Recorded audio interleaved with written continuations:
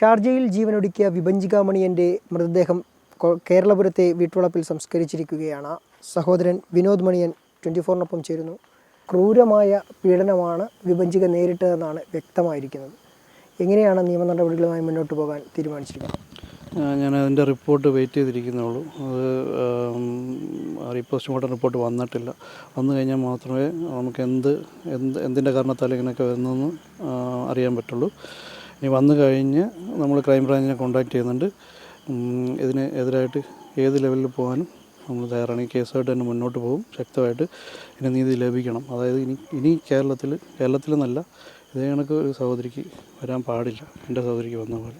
നിയമ നടപടികൾ വിദേശത്ത്, അതായത് ഷാർജയിലും പുരോഗമിക്കുന്നുണ്ട്, നാട്ടിലും നടക്കുകയാണ്. അപ്പോൾ നാട്ടിലേക്ക് നിയമ നടപടികൾ കൂടുതലായി ശക്തമാക്കാൻ ഉള്ളൊരു നീക്കമാണ് കുടുംബം നടത്തുന്നത്. ഷാർജയിൽ ഇതിൻ്റെ നിയമവശമായിട്ട് ഇദ്ദേഹത്തെ ശിക്ഷിക്കാൻ പറ്റുമോ എന്നുള്ളത് നമ്മൾ നോക്കുന്നേ ഉള്ളൂ. നാട്ടിൽ നമ്മൾ ശക്തമായിട്ട് മുന്നോട്ട് പോവുകയാണ്. ഇതിന് പറ്റുന്ന മാക്സിമം ശിക്ഷ മേടിച്ചു കൊടുക്കാനുള്ള കാര്യങ്ങൾ നമ്മൾ ചെയ്യും. ഏറ്റവും പ്രധാനം ഇതിനകത്ത് ഡിജിറ്റൽ തെളിവുകൾ തന്നെയാണ്. അതായത് ഫേസ്ബുക്കിലൂടെ ടൈമർ സെറ്റ് ചെയ്തുൾപ്പെടെ ആത്മഹത്യാക്കുറിപ്പ് വിഭജിക ഇടുന്നു. ഒപ്പം തന്നെ ആത്മഹത്യാ കുറിപ്പിൽ തന്നെ കൃത്യമായി പീഡനങ്ങൾ വ്യക്തമാക്കിയിരിക്കുന്നു.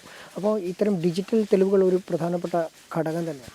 ഡിജിറ്റൽ തെളിവുകൾ ഷാർജയിൽ എങ്ങനെയാണെന്ന് നമുക്കറിയില്ല. പക്ഷേ ഇവിടെ ക്രൈംബ്രാഞ്ച് പിന്നെ നമ്മൾ സൈബർ അവരെല്ലാം ഉൾപ്പെട്ടിട്ട് അത് ശക്തമായിട്ട് തന്നെ അത് സ്വീകരിച്ച് മുന്നോട്ട് നടപടിയെടുത്ത് പോകും. സംശയാസ്പദമായിട്ട് തോന്നിയെന്ന് പറഞ്ഞാൽ ഈ പോസ്റ്റ് കുറച്ച് നേരം മാത്രമേ ഫേസ്ബുക്കിൽ ഉണ്ടായിരുന്നുള്ളൂ. അതെങ്ങനെ ഡിലീറ്റായി പോയെന്ന് ആർക്കും അറിയില്ല. നമ്മൾ ഫേസ്ബുക്കിനെ കോൺടാക്റ്റ് ചെയ്യും, അതിൻ്റെ ബാക്കപ്പ് എടുക്കും. വിഭജിക നേരിട്ടിരുന്ന പീഡനങ്ങൾ സംബന്ധിച്ച് അത് സഹോദരൻ എന്ന നിലയിൽ വിനോദിനെ അറിയിച്ചിരുന്നു? ഇല്ല, എന്നെ അറിയിച്ചിട്ടുണ്ടായിരുന്നില്ല. അമ്മയോടും കാര്യങ്ങൾ കുറച്ചൊക്കെ ഷെയർ ചെയ്യുമായിരുന്നുള്ളൂ. ഞാൻ ലാസ്റ്റ് കാനഡയിലോട്ട് പോകുമ്പോഴും പുള്ളിക്കാരത്തി 7 മാസം പ്രഗ്നൻ്റ് ആയിരുന്ന അവരെല്ലാവരും വന്ന് ഞങ്ങളെല്ലാവരും കൂടി എൻ്റെ മോളുടെ ബർത്ത്ഡേയും ആഘോഷിച്ചിട്ടാണ് പിരിഞ്ഞത്. പിന്നെ എന്ത് സംഭവിച്ചെന്ന് എനിക്ക് മനസ്സിലാവുന്നില്ല. വിഭജിക ഇങ്ങനെ ചെയ്യുന്നതിന് എത്ര സമയം മുമ്പ് വിനോദുമായിട്ട് സംസാരിച്ചിട്ടുണ്ട്? അതിന് 2 ദിവസം മുമ്പ് ഞാനുമായിട്ട് സംസാരിച്ചുള്ളൂ.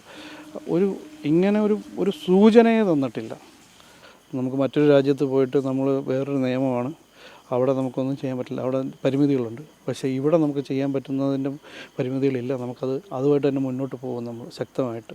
വിഭജിക തൊട്ടു പിന്നാലെ ഇപ്പോൾ തൊട്ടടുത്ത് തന്നെ അതുല്യ. വേദനാജനകമായിട്ടുള്ളൊരു കാര്യം എന്ന് പറഞ്ഞാൽ നിങ്ങൾക്ക് നോക്കിയാൽ അറിയാം. ഇതിൻ്റെയൊക്കെ കമൻസായിട്ട് വരുന്ന വായിക്കുകയാണെങ്കിൽ പല പെൺകുട്ടികളും, ഇനി അത് ഫേക്ക് ഐഡിയ ആണോ എന്നറിയത്തില്ല, പറയുന്നുണ്ട് ഇതേ സിറ്റുവേഷനിലൂടെയാണ് ഞാനും കടന്നു പോകുന്നത്. അപ്പോൾ അതെന്താ ഉദ്ദേശിക്കുന്നത്? അപ്പോൾ ഇതും വീണ്ടും റിപ്പീറ്റ് ചെയ്യപ്പെടാം. അപ്പോൾ ഈ നിയമത്തിൻ്റെ ഈ പഴുത് ഉപയോഗിച്ച് ഇവർ മാക്സിമം ഭാര്യമാരെ അവിടെ കൊണ്ടിട്ട് നരകിപ്പിച്ച് പ്രേരിപ്പിച്ച് ഇതിലേക്ക് കൊണ്ടെത്തിച്ച് രക്ഷപ്പെടുകയല്ലേ ഇവർ. അതുണ്ടാകാൻ പാടില്ല. പിന്നെ ഈ സോഷ്യൽ മീഡിയയിൽ വരുന്ന പോലെ നമ്മൾ കാശ് നോക്കിയാണ് കല്യാണം കഴിച്ചത്, അങ്ങനെയൊന്നുമല്ല. ഇവരെ രണ്ടുപേരും പൂർണ്ണ സമ്മതത്തോടു കൂടിയിട്ടാണ് ഇത് മുന്നോട്ട് കൊണ്ടുപോയത്.